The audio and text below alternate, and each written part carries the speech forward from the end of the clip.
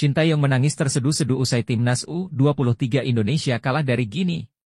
Saya minta maaf, kami memiliki 3 kali kesempatan ke Olimpiade tapi semuanya gagal. Nah, sebelum lanjut, alangkah baiknya like dan subscribe dulu teman-teman. Agar kalian tidak ketinggalan info menarik lainnya tentang timnas Indonesia. Sintayong menangis terseduh-seduh usai timnas U23 Indonesia kalah dari Gini. Saya minta maaf, kami memiliki 3 kali kesempatan ke Olimpiade tapi semuanya gagal. Jujur, membawa Indonesia ke Olimpiade adalah harapan pribadi saya. Bentuk dari balas budi saya terhadap masyarakat Indonesia yang begitu mencintai saya dan sepak bola. Tapi saya gagal, saya minta maaf. Pelatih timnas U23 Indonesia, Sintayong, menangis setelah timnya mengalami kekalahan dari Gini dalam laga playoff Olimpiade 2024 di Infantry Clairefontaine, Paris, Prancis, pada Kamis, 9 Mei 2024. Mimin minta tolong tonton video ini sampai selesai, agar tidak ada kesalahpahaman yang terjadi. Dan tak bosan-bosan juga, tolong like dan share video ini ke media sosial kalian agar semua orang tahu apa yang sedang terjadi. Pada pertandingan tersebut, timnas U23 Indonesia kalah dengan skor 0-1 dari Gini. Asisten pelatih timnas U23 Indonesia, Nova Arianto, secara langsung menyatakan bahwa Sintayong menangis. Nova Arianto memberikan semangat kepada Sintayong melalui status WhatsApp, mengharapkannya untuk tidak menangis setelah timnas U23 Indonesia kalah. Menurut Nova Arianto, Sintayong telah memberikan dampak positif bagi sepak bola Indonesia. Awalnya, PSSI hanya meminta Sintayong untuk membawa timnas U23 Indonesia lolos ke babak 8 besar Piala Asia U23 2024. Namun, Sintayong berhasil membawa tim Merah Putih ke semifinal, melampaui target yang diminta PSSI. Sebagai hasilnya, kontrak Sintayong diperpanjang hingga 2027. Meskipun timnas U23 Indonesia kalah dalam laga playoff, mereka memiliki peluang untuk lolos ke Olimpiade 2024 Paris jika berhasil melewati Gini. Namun, upaya mereka gagal dan membuat Marcelino Ferdinand CS tidak bisa melaju ke Olimpiade 2024 Paris. Nah, sebelum lanjut mendengar berita ini, buat para netizen, keluarkan satu kalimat pamungkas untuk menanggapi kabar ini. Ayo teman-teman, keluarkan dukungan kalian untuk Sintayong yang sangat terpukul timnas Indonesia gagal ke Olimpiade. Tetap kuat ST. 278 juta penduduk Indonesia mendukung MU. Pulanglah ke Indonesia dengan kepala tegak. Bravo ST. Bravo Timnas. Bravo PSSI.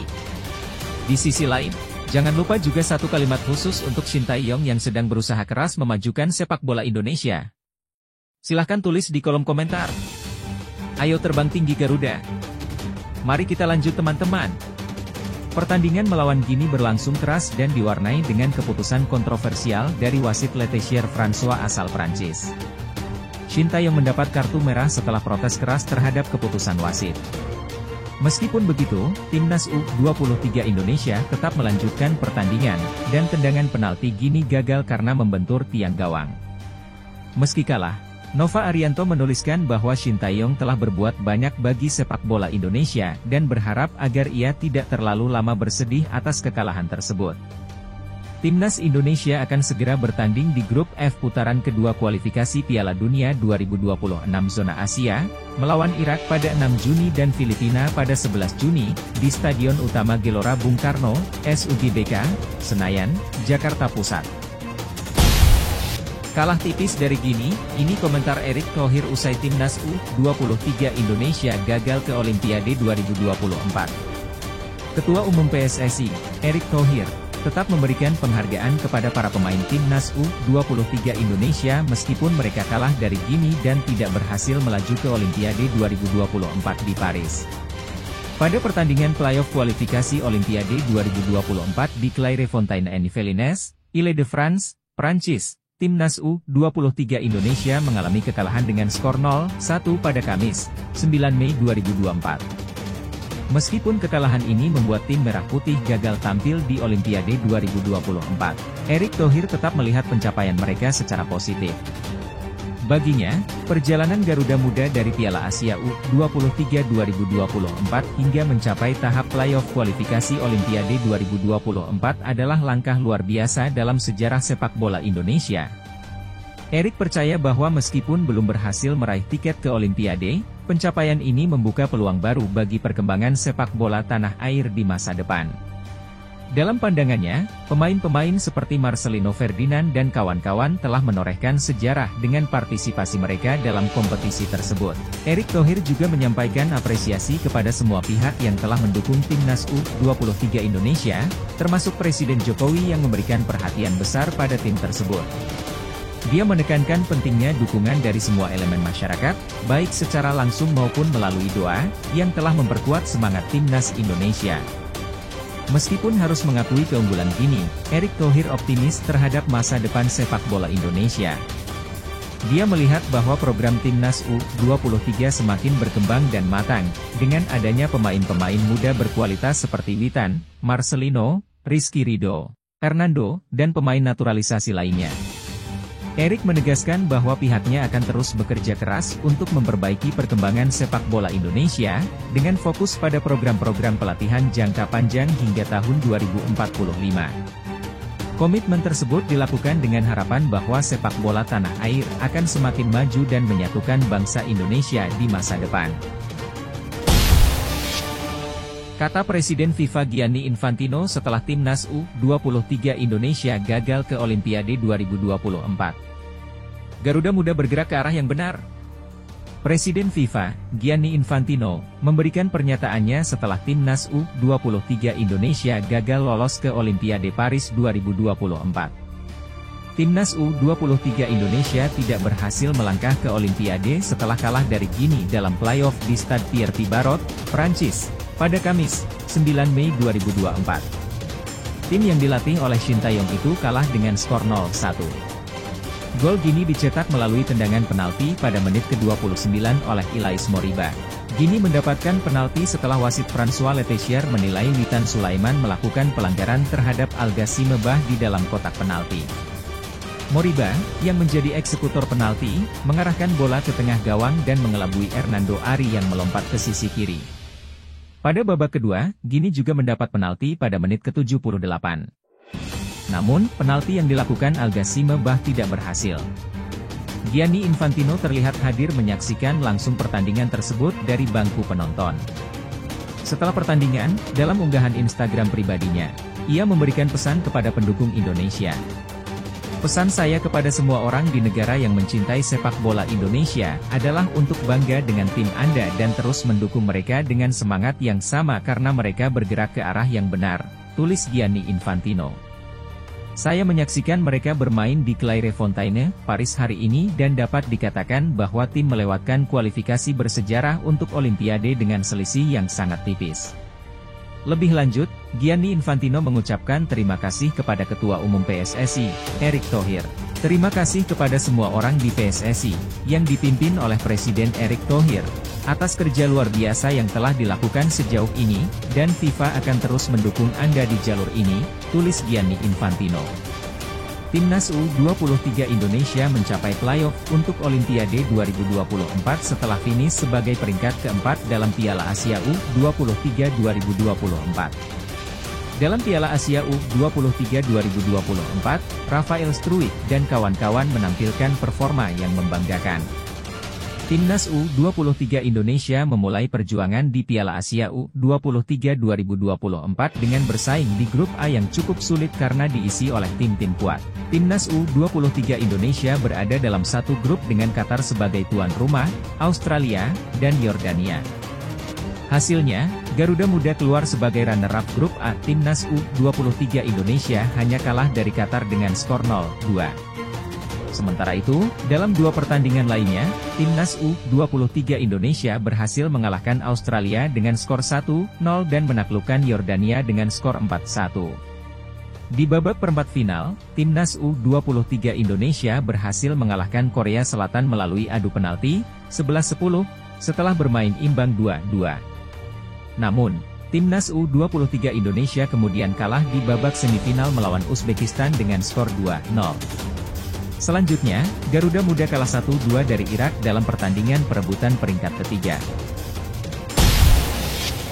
Ridho, Arhan, dan Witan resmi undur diri dari Timnas U23 Indonesia. Usai gagal ke Olimpiade 2024, Witan Sulaiman memimpin pertandingan terakhirnya sebagai kapten Timnas U23 Indonesia, sementara Rizky Ridho dan Pratama Arhan juga mengucapkan selamat tinggal. Kegagalan Timnas U23 Indonesia dalam mencapai Olimpiade 2024 menandai akhir dari suatu era. Garuda Muda kalah dari Timnas ini dengan skor 0-1 dalam pertandingan playoff Olimpiade 2024, Kamis, 10 Mei 2024, malam. Hasil tersebut mengirim tim Afrika itu ke Perancis, sementara Indonesia harus pulang dengan tangan hampa. Tak banyak yang mengetahui bahwa pertandingan di Stadion Mini Tirti Barot juga menjadi momen perpisahan bagi beberapa pemain.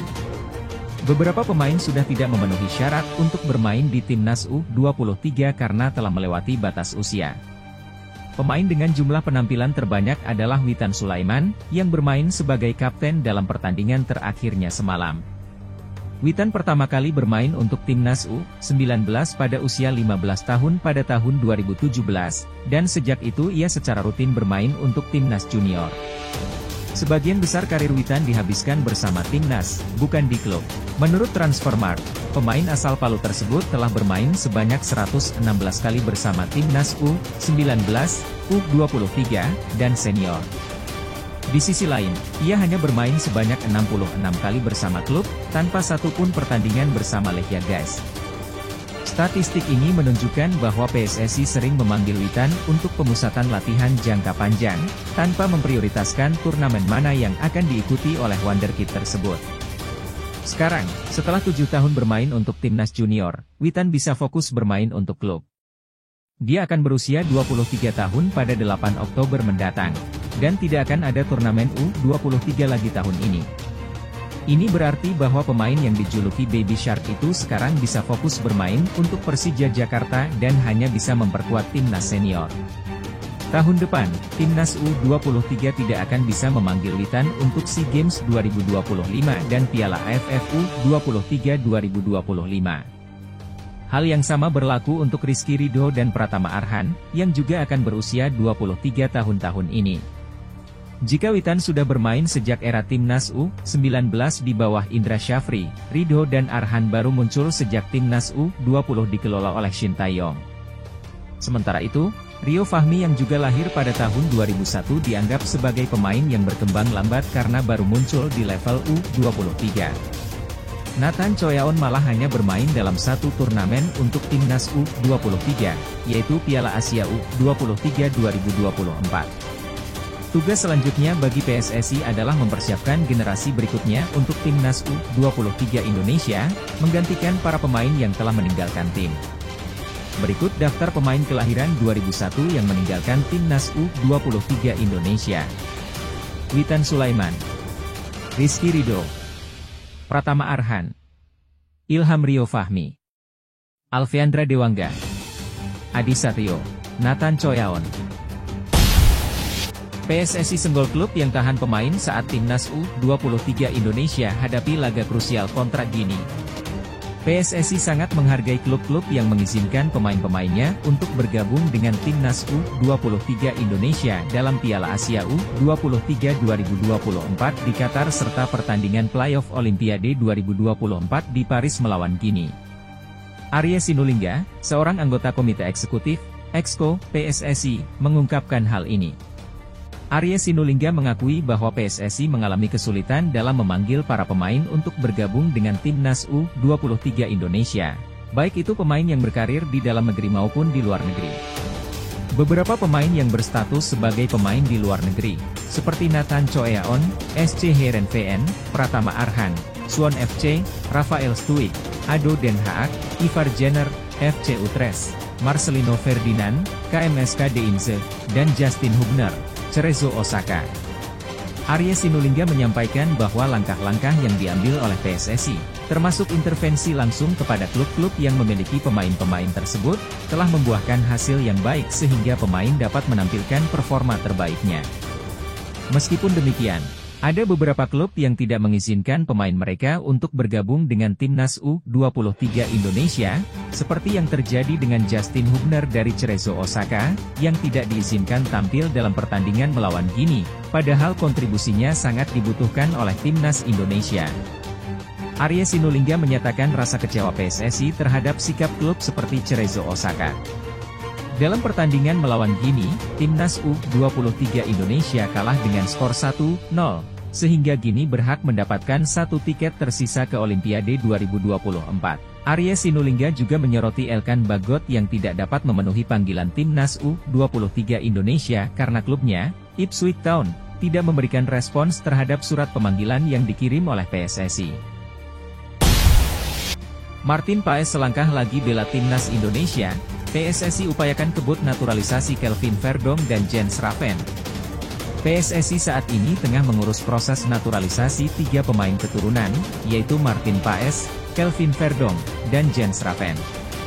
Martin Paes tinggal selangkah lagi untuk bergabung dengan timnas Indonesia setelah resmi menjadi warga negara Indonesia, WNI, pada Selasa, 30 April 2024, setelah menjalani sumpah kewarganegaraan. Apa yang harus dilakukan Martin Paes? Ada satu tahapan lagi yang harus kita laksanakan, kata anggota Komite Eksekutif, Exco, PSSI, Arya Sinulinga. Tahap ini sedikit berbeda dari yang lain, tambahnya saat ditemui setelah nobar timnas U23 Indonesia versus Guinea di Stadion Utama Gelora Bung Karno, SUGBK, Jakarta Pusat, Kamis, 9 Mei 2024, malam. Sebelumnya, naturalisasi Martin Paes dihadang oleh aturan FIFA karena dia sempat membela timnas U21 Belanda pada kualifikasi Piala Eropa U21 2021 saat usianya sudah 22 tahun. Namun, PSSI berupaya menyelesaikan masalah ini dan membawa kasus naturalisasi Martin Paes ke Pengadilan Arbitrase Olahraga, CAS. Sementara itu, Kelvin Verdonk dan Jens Schraven masih dalam tahap awal naturalisasi. PSSI berkomitmen untuk menyelesaikan naturalisasi keduanya secepat mungkin. Kelvin Verdonk, yang bermain sebagai bek kiri, saat ini memperkuat klub NEC Nijmegen dengan total 122 penampilan, 7 gol, dan 7 assist. Sementara Jens Schraven, yang berusia 18 tahun, bermain untuk Dordrecht U21 dan telah tampil dalam 19 pertandingan dengan koleksi 6 gol pada musim 2023-2024. Kami berharap naturalisasi Kelvin Verdonk dan Jens Schraven dapat segera diselesaikan, kata Arya. Kami akan berusaha secepatnya menyelesaikannya, tetapi tidak ada jaminan. Pokoknya, kami akan terus berupaya, tambahnya. Kita lihat saja nanti hasilnya, lanjut Arya. Troussier ikut tonton timnas U23 Indonesia versus Guinea. Apa reaksinya? Philippe Troussier, mantan pelatih timnas Vietnam, hadir langsung untuk menyaksikan pertandingan timnas U23 Indonesia melawan Guinea di Clairefontaine, Prancis. Dia duduk di tribun penonton bersama Presiden FIFA Gianni Infantino dan Ketua Umum PSSI Erick Thohir. Pertandingan playoff tersebut bertujuan untuk memperebutkan tiket terakhir ke Olimpiade Paris 2024, dan kehadiran Troussier tak disangka-sangka. Setelah meninggalkan Vietnam dan kembali ke Prancis, Troussier tetap memperhatikan perkembangan sepak bola Asia Tenggara. Hal ini mendorongnya untuk menyaksikan pertandingan pelatih Shin Tae-yong dan timnya. Meskipun Guinea tidak sekuat yang diperkirakan, mereka berhasil menang 1-0 melalui penalti kontroversial, yang menyebabkan kekecewaan bagi Shin Tae-yong dan timnya.